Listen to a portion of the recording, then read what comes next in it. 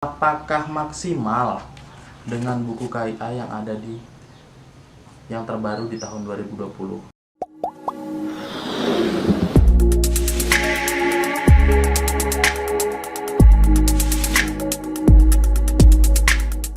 Assalamualaikum warahmatullahi wabarakatuh. Habibun.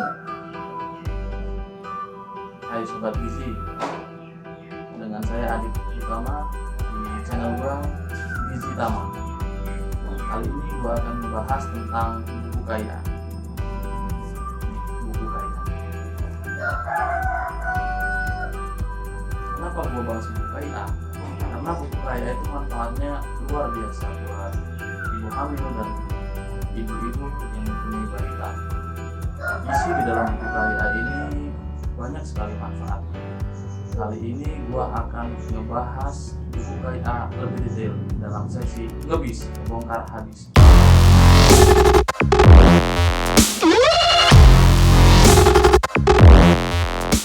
Sebelum gua ngebahas buku KIA, gua akan menjelasin sejarah singkat tentang buku KIA. Buku KIA pertama di Indonesia yaitu di tahun 1993 di Kabupaten Salatiga, Jawa Tengah. Waktu itu di Salatiga, Indonesia dibantu oleh Jepang dalam memproduksi atau dalam melaksanakan kegiatan buku KIA. Jadi organisasi Jepang yang bernama JIKA. Di tahun, singkat cerita, di tahun 1997 itu dan sampai dengan 2003 buku KIA sudah didistribusikan, disosialisasikan ke seluruh provinsi yang ada di Indonesia.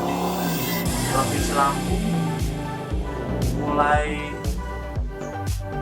disosialisasikan yaitu di Kabupaten Tanggamus pada tahun 2003. Sampai dengan 2004 peraturan Kementerian Kesehatan dengan membuat buku KIA versi nasional.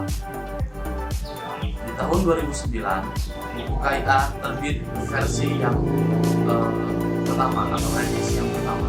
Di tahun 2015 itu versi yang kedua, dan di tahun sekarang di tahun 2020 itu versi yang kedua. Kali ini gua akan membahas perbedaan buku KIA dari versi kedua dengan versi yang kedua. Kali ini gue akan ngebongkar habis isi dari buku KIA tahun 2020.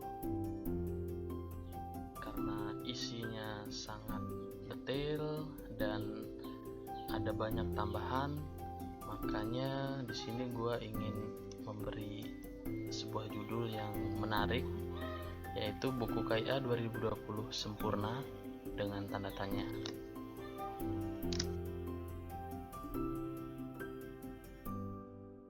Ya, ini gue ambil materi dari Kementerian Kesehatan, sumbernya di tahun 2020. Perbedaan tahun 2020 dengan revisi 2015, dari organisasi profesi pun ada penambahan di tahun ini, yaitu ada dari Persatuan Dokter Gigi Indonesia, karena di dalam buku KIA ini terdapat tambahan tentang kesehatan gigi dan mulut bagi balita. Ini yang ingin gue bahas, yaitu dari cover yang pertama. Di versi 2015 itu hanya ada satu cover, ya seperti ini covernya. Di tahun 2020 revisi yang terbaru ada dua cover, yang pertama untuk ibu hamil dan yang kedua untuk anak. Tujuannya yaitu agar memudahkan ibu hamil atau balita mencari halaman yang dibutuhkan. Terus memudahkan tenaga kesehatan mencatat pelayanan dan memberi KIE. Nah, sini ada perbedaan dari cover. Selanjutnya penggunaan daftar isi. Di sini ada perbedaan di 2015 dan di tahun 2020.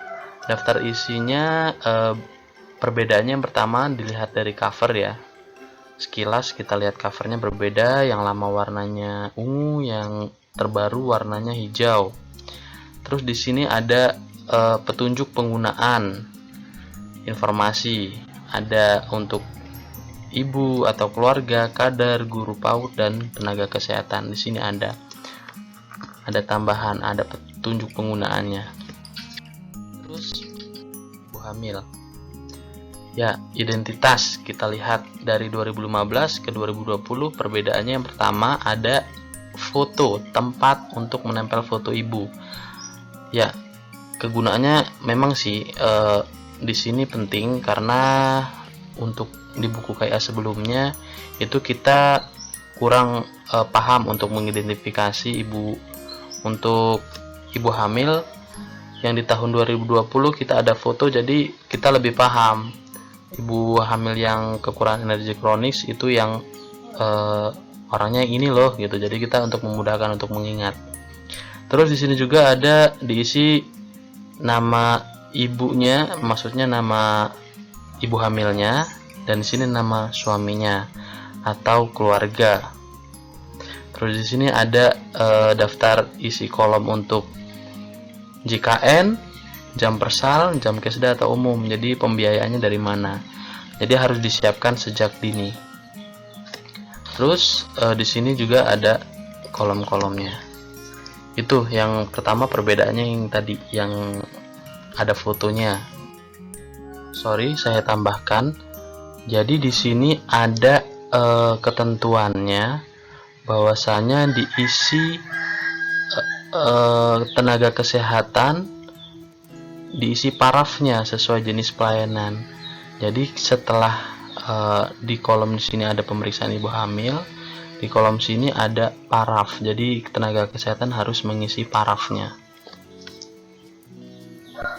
Jadi tidak hanya di checklist saja. Terus selanjutnya untuk ini yang tadi selanjutnya untuk lebih detailnya, lebih jelasnya. Ini.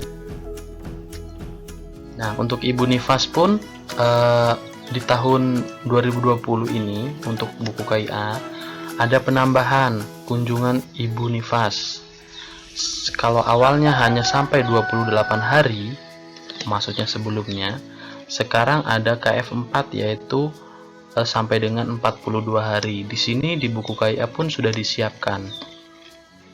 Sudah disiapkan kolomnya. Ya.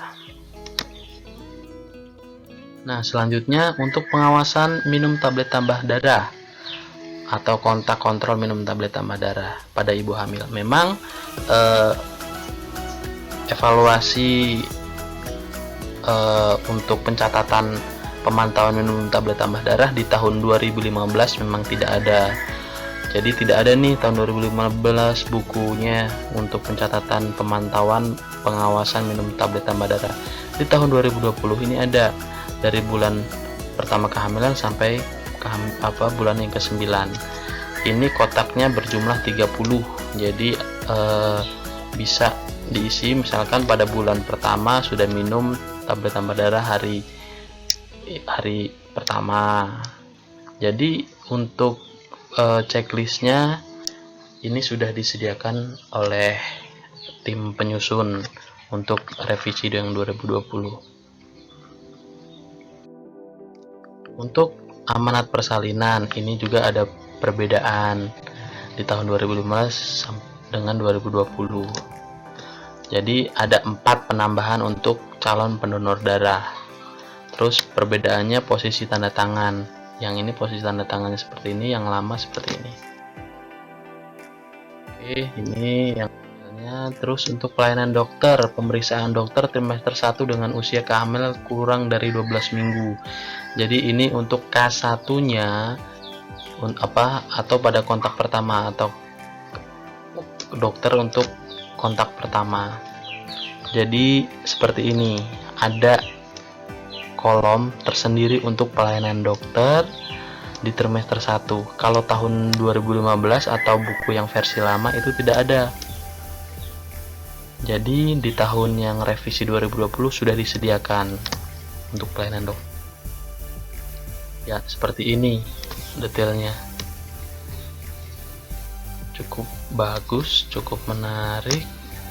dan detail. Nanti kita bahas selanjutnya di belakang. Nah, ini ada juga untuk pelayanan dokter di trimester 1 dengan usia kehamilan kurang dari 12 minggu. Nah, di sini halaman berisi catatan pelayanan kesehatan yang diberikan oleh dokter. Terus ada juga untuk hasil USG-nya bisa ditempel di sini. Seperti itu. Di tahun yang 2015 tidak ada. Nih, untuk hasil USG yang pertama ini bisa ditempel di sini. Jadi yang kunjungan pertama ke dokter ini bisa dipantau dengan dan dianalisa dengan form ini. Nah, ini ada pelayanan dokter untuk grafik evaluasi kehamilannya. Di tahun 2015 tidak ada, di tahun 2020 sudah disediakan. Nah, di tahun ini juga sudah ada grafik peningkatan berat badan. Nah, seperti ini bagi ibu hamil. Di tahun 2015 itu tidak ada. Jadi ini ada grafik untuk peningkatan berat badan ibu hamil yang dianjurkan sesuai dengan IMT-nya. Ini ada grafiknya, jadi bisa terpantau sampai dengan usia kehamilan 9 bulan. Untuk pelayanan dokter screening preeklamsi pada usia kehamilan kurang dari 20 minggu, ini pun sudah ada, sudah disediakan di versi 2020 ya. Di tahun 2015 itu tidak ada.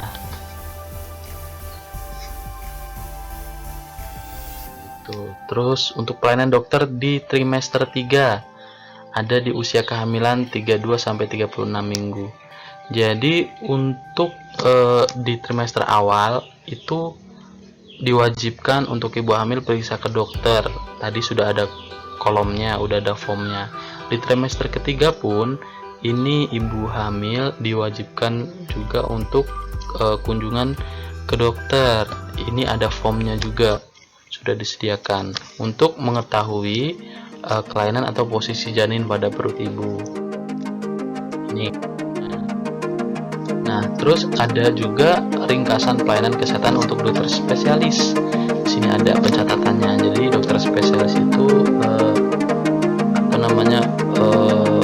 memberi tindakan apa, pemeriksaannya apa.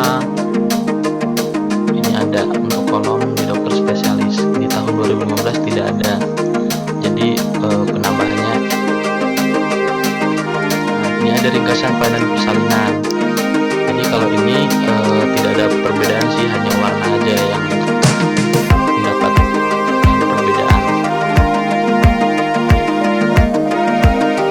Terus untuk pemeriksaan layanan nifas ini ada penambahan. Kalau yang di versi lama ini hanya 3 kali. Kalau seingat saya itu hanya sampai 28 hari. Kalau di tahun yang 2020 ini sudah disediakan, karena kunjungan nifas itu kalau tidak salah ada perubahan, yaitu pelayanan nifas 4 kali sampai dengan usia 42 hari. Di sini pun sudah disediakan. Nah, untuk layanan rujukan pun di sini ada perbedaan. Yang pertama dari warna, terus yang kedua di sini ada rujukan balik, rujukan umpan balik di sini ya. Nah, ini ada KIE pada ibu hamil, pemeriksaan kehamilan. Tadi sudah saya jelaskan. Jadi sudah ada penambahan di sini untuk pada ibu hamil jadi 6 kali. Jadi 6, kalau yang lama 4. Di sini ada pemeriksaan. Nah, ini ada KIE pada ibu hamil. Kalau di buku yang lama ini tidak ada nih porsi makan untuk ibu hamil ya, untuk kebutuhan sehari-hari. Di versi 2020 ini ada untuk KIE untuk bahan penyuluhan, buat bahan penyuluhan ibu kader atau bahan penyuluhan untuk memulai gizi di puskesmas pada saat kelasnya ibu. Ini bisa dijelaskan oleh teman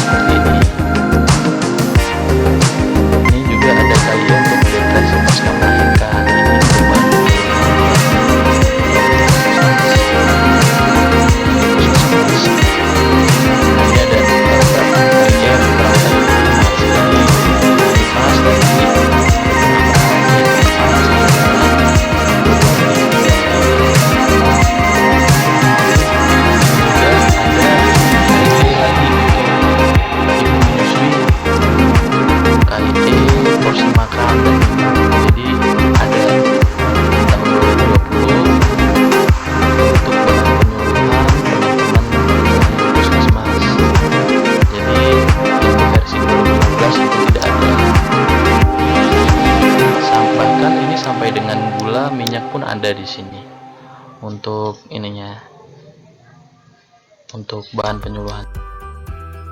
Nah, seperti itu.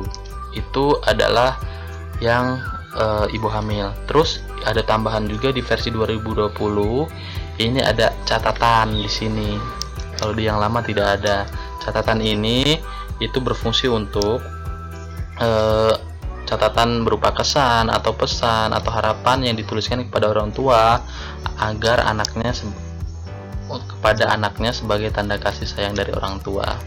Jadi ini yang bisa ditulis nih, terima kasih kepada ibu hamilnya, ibu hamil bersalin untuk anaknya.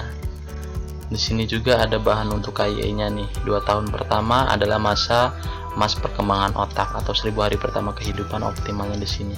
Gitu.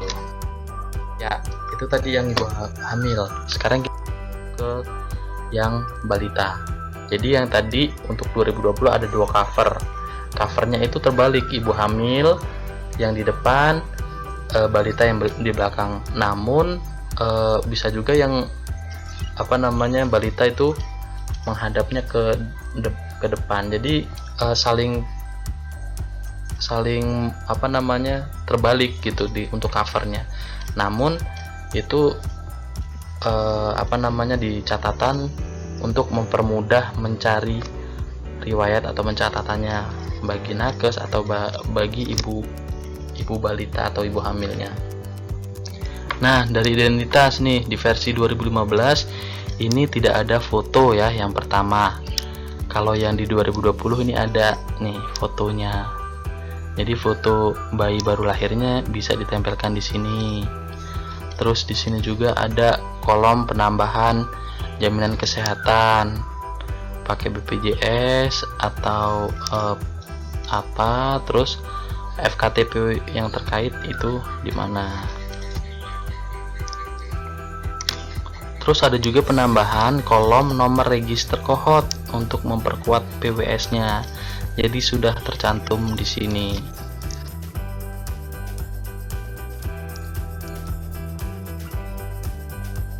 Oke, nah ini untuk keterangan lahir dan pengesahan keterangan lahir. Untuk penambahannya di sini yang pertama halaman belakang dan dari lembar keterangan lahir yang akan digunting untuk ngurus ke Dukcapil. Di sini ada halaman di belakangnya untuk digunting, terus diberi nama vaskesnya, terus tanda tangan dan stempel gitu untuk diberikan ke Dukcapil. Jadi sudah ada perubahan, sepertinya sudah ada MOU dengan Dukcapil juga untuk mempermudah dari bagian Dinas Kependudukan dan pencatatan sipil dalam pembuatan kartu keluarga dan akte. Terus di sini ada pelayanan imunisasi. Kalau di versi 2015 ini untuk yang identik warnanya orange, kalau ini hijau. Perbedaannya itu yang pertama. Terus yang kedua, perubahan tabel pencatatan imunisasi dasar lengkapnya ini beda. Ada perubahan ya pencatatannya. Kalau yang ini agak lebar, kalau yang ini ada 2 bagian. Terus ada penambahan kolom keterangan nomor batch vaksin. Ini saya kurang paham juga sih nomor batch vaksin itu apa. Mungkin kalau petugas imunisasi paham di sini. Jadi ada penambahan ini. Jadi tujuannya untuk memudahkan investigasi saat ada kejadian KIPI atau ikutan pasca imunisasi.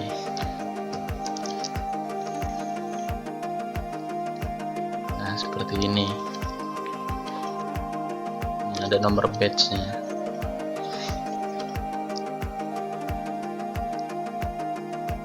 Terus ada pelayanan SDIDTK di versi yang 2015 seperti ini, di versi yang 2020 seperti ini. Ya, ini penambahannya ada untuk memperkuat peran keluarga dalam memantau perkembangan anak. Terus juga ada penambahan kolom jenis tindakan diisi stimulasi di rumah atau intervensi. Jadi ada kolom di sini tindakan. Terus ada juga kolom untuk kunjungan ulang di sini. Jadi ada penambahan kolom ini untuk deteksi pemeriksaannya apa, pelayanan deteksi penyimpangannya seperti apa, terus tindakan untuk stimulasi di rumah atau intervensi di rumah atau dirujuk, ini ada di sini. Terus ada kunjungan ulangnya juga. Untuk ini ada penambahannya. Ini.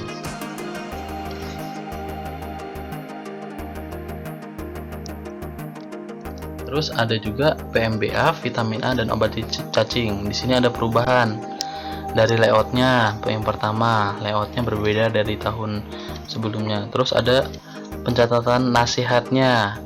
Jadi di sini ada pencatatan nasihat pemberian makan bayi dan anak atau PMBA, pemberian vitamin A dan obat cacing oleh petugas kesehatan. Di sini ada catatan nasihat. Nih, untuk PMBA umur 0 sampai 6 bulan ini ada kolom IMD, ada tulisan IMD ASI eksklusif. Jadi dari tanggal berapa pada saat posyandu dipantau setiap bulan. Di sini setiap bulannya update sampai dengan usia 6 bulan masih ASI eksklusif atau tidak. Seperti itu. Terus ini juga ada pemantauan untuk vitamin A-nya juga di sini. Oke, perbedaannya.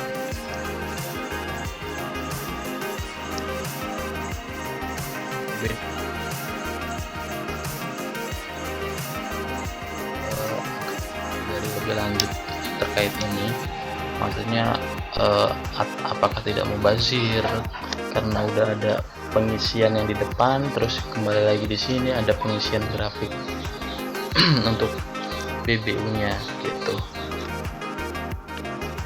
Nah, nih ada lagi untuk grafik berat badan menurut panjang badan atau BB per TB untuk anak usia 0 sampai 5 tahun. Kalau di versi 2015 ini ada kelompok umurnya dari umur 0 sampai 6 bulan, umur 6 sampai 11 bulan, umur 11 bulan sampai 23, terus 23 bulan usia 2 tahun sampai dengan 5 tahun. Jadi ada 4 di sini BBTB-nya, ada 4 lembar. Kalau sekarang di 2020 ini hanya 1. Cukup 1 lembar 0 sampai 5 tahun. Di sini memplotingnya. Kalau menurut gua ini bagus sih, simple. Kalau yang lama memang dia butuh banyak lembar di sini sesuai umurnya, tapi di sini lebih detail untuk penambahannya. Kalau di sini mungkin kalau 0 sampai 5 tahun karena tulisannya agak lebih kecil-kecil, jadi lebih ekstra, matanya harus strong melihat garis-garis yang untuk grafiknya. Nah, seperti ini dari 0 sampai dengan 5 tahun. Oke. Berat kalau tidak gizi kurang di bawah -2, gizi buruk di bawah -3 kalau yang lama. Kalau yang terbaru itu untuk yang BBU-nya -2-nya itu wasting atau kurus, -3-nya itu sangat kurus. Jadi dibalik dengan yang indikator BB per TB seperti itu. Nah, ini yang tadi sudah saya jelaskan, ada penambahan organisasi profesi yaitu Persatuan Dokter Gigi Indonesia. Kalau yang di lama tidak ada, di yang terbaru ada nih, kartu menuju gigi sehat. Nah, ini untuk pelayanan MTBS-nya. Jadi ada penambahan untuk pencatatan tenaga kesehatannya nih, ada catatannya di sini.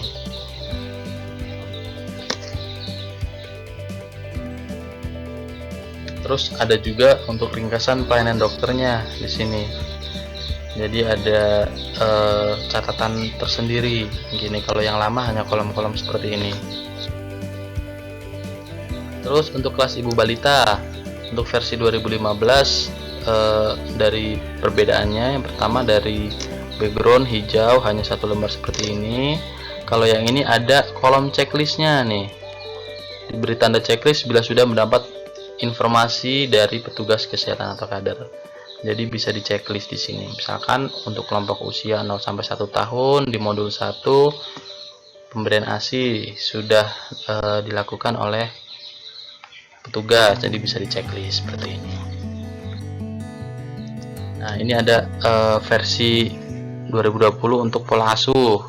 Seperti ini ada lebih banyak isinya. Kalau yang lama ini mungkin catatannya karena kurang menarik, hanya tulisan tidak ada gambar. Di sini sudah ditambahkan gambar dan tulisan, jadi lebih menarik buat ibu-ibu. Sini juga ada bayi baru lahir atau neonatus 0 sampai 28 hari. Ya, yang di 2020 ada checklistnya sama seperti yang tadi untuk kelas ibu balita. Jadi ada checklistnya juga di sini nih. Lebih 4 bulan untuk versi yang lama seperti ini. Versi yang terbaru ini seperti ini. Jadi dari 6 sampai 8 bulan bentuknya makanannya seperti ini. Sini sudah ada. Jadi buku kaya ini sebenarnya di dalamnya itu banyak media-media untuk pengetahuan ibu hamil dan ibu balita dan buat kader. Jadi sebenarnya di dalam buku kaya ini kalau memang ada kebijakan tersendiri untuk menghafalkan buku kaya atau minimal membaca buku kaya, ini bisa menjadi informasi yang sangat penting. Jadi agar ibu hamil ataupun tenaga-tenaga kesehatan itu untuk mengupdate informasi itu bisa ada di buku kaya. Karena buku kaya ini isinya selain ibu hamil, tadi pemeriksaan ibu hamil, terus ibu hamil usia sekian keluhannya apa, sampai dengan balita, pemberian makanan pada balita sampai 24 bulan, makanan pendamping seperti apa, ini contohnya ada di sini, itu lengkap menurut saya. Terus untuk perawatan bayi dan anak di versi 2015 seperti ini, di versi 2020 seperti ini. Nah, di sini juga ada pemenuhan gizi dan perawatan anak usia 2 sampai 5 tahun. Ada ditambahkan di sini informasi untuk PHBS, gizi cairan, gizi cairan, gigi dan pemantauan kesehatan. Nah, di sini nih. Jadi ada penambahan untuk perawatan gigi pada anak. Terus untuk kebutuhan cairan anak, sehari minimal berapa cairan seperti itu, atau berapa gelas minumnya dalam sehari. Terus untuk pemenuhan gizinya juga ada di sini untuk medianya. Nah, untuk di sini ada juga penambahan kesehatan lingkungan. Nih ada penambahan kolom untuk kesehatan lingkungan. Untuk perlindungan anak, jadi di 2020 itu ada KIE atau bahan penyuluhan terkait perlindungan anak yang dibuat lebih fokus dan komunikatif, jadi agar lebih mudah dipahami.